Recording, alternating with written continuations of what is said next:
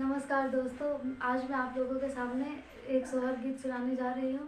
Please हमारे channel को subscribe करें और हमारे वीडियो को लाइक करें। धन्यवाद।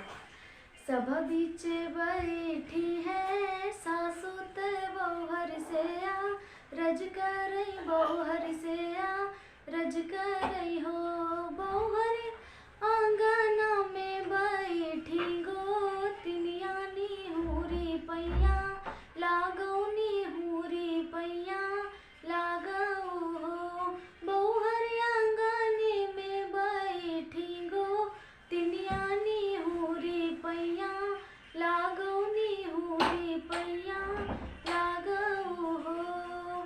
एक तो मोर भारी बाजू नरिया दूसरे लंबा घूंघट दूसरे लंबा घूंघट हो। सासू तीसरे में गोदी मेला लनवा हम कैसे पैया लागी हम कैसे पैया लागी हो।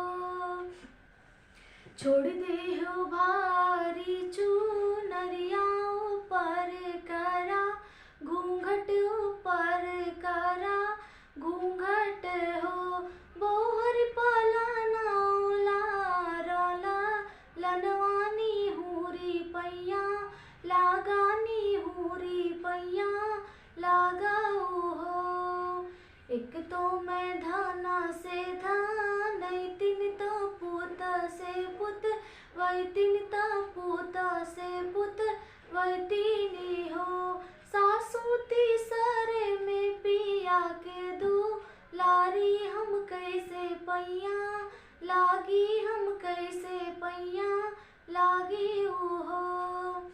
हमरे धाना से धाना वौतीनी नाती से पुत वौतीनी नाती से पुत वैतीनी हो। बहुहर हमरे नी बेटा के दो लारी तुमनी हुरी पैया लागौनी हुरी पैया लागऊ हो।